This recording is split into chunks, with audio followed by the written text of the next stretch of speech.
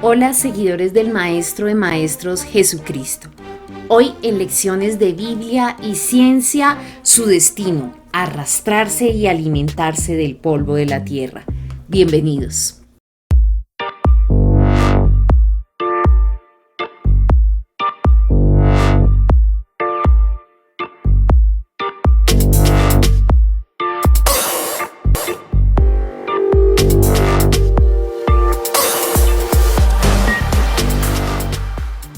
Y para esta enseñanza en particular encontré un detalle en Génesis 3.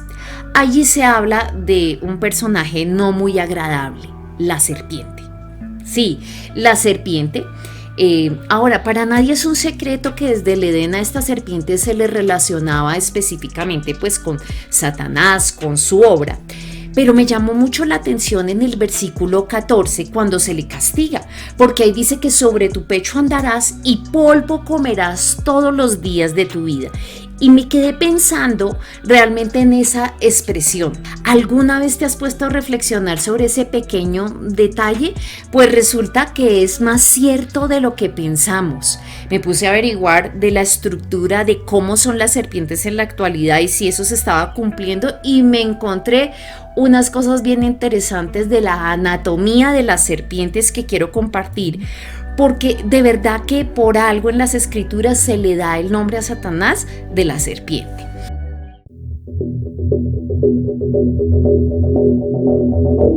Entonces, si estudiamos un poco de la anatomía de estos animales, nos encontramos que son ofidios, primera cosa, son diápsidos.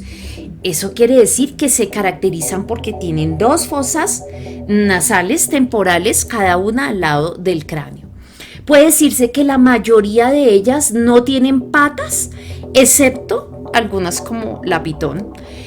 Realmente las serpientes son, miren esto, silenciosas y astutas, bien parecidas al enemigo, ¿no? Tienen la sangre fría, evidentemente, y un cuerpo flexible que les permite moverse en diferentes formas. Se adaptan a muchas situaciones, por eso son tan sigilosas. Y bueno, no se puede desconocer que son bastante efectivas a la hora de acabar con sus víctimas. Bastante parecido al enemigo. Se considera que hay 456 géneros con unas 2.000 especies, de las cuales 450 son venenosas. De esta forma se han clasificado en venenosas las que inmovilizan por su veneno, por ejemplo, no sé, la cobra, la mamba negra.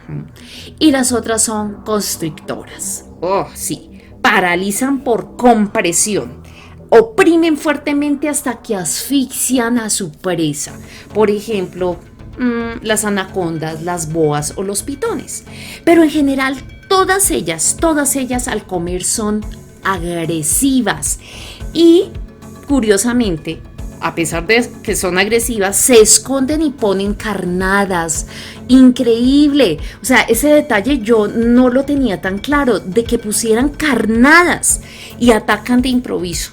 Pero eso sí, cuando son descubiertas, son tímidas, retraídas y huidizas.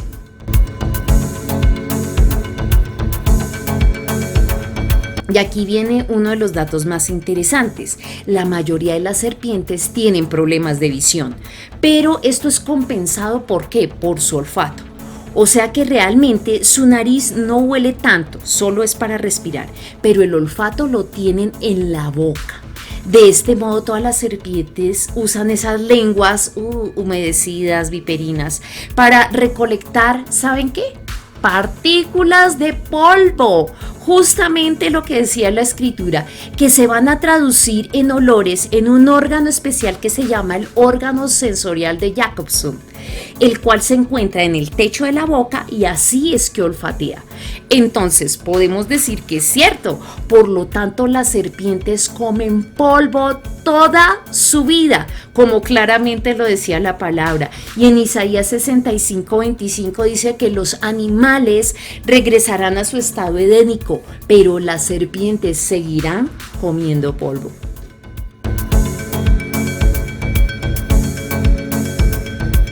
¿Y qué podemos extractar de estos datos?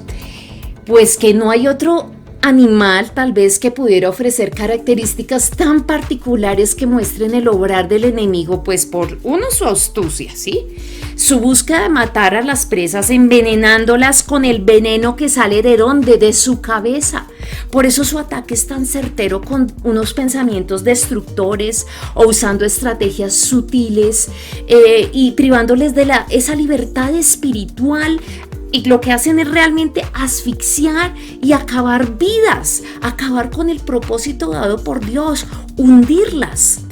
También vemos ese aspecto de maldad en su carácter huidizo, que solo se muestra cuando realmente es descubierto. Entonces, cuando la verdad de Dios llega, el enemigo huye. Por eso es tan importante que cuides tus pensamientos. Bueno, pero la enseñanza no se queda allí, ya que como muchos teólogos lo interpretan, el hombre, como dice la Escritura, fue formado del polvo de la tierra. Entonces podríamos decir que también el hombre es polvo. Y esta serpiente lo que hace es huele y se alimenta, busca hombres y mujeres como presas que no están atentos y fácilmente se convierten en esa presa que él puede devorar. Por eso nadie debiera darse el lujo de andar por la vida sin estar atento y protegido con la armadura de Dios, sino que literalmente, si no lo hacemos, su vida se le puede volver polvo, se le puede volver ceniza, se puede destruir.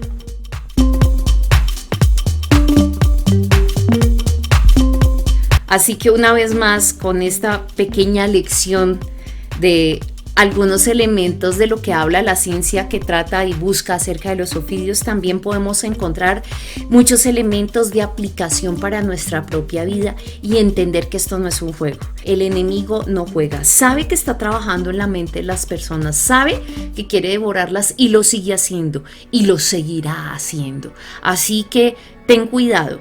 Si te sientes ahogado o ahogada, aprisionado, lo que tienes que hacer es guerra espiritual, traer la luz de Cristo, que al fin y al cabo es solo una serpiente huidiza. Muchas bendiciones.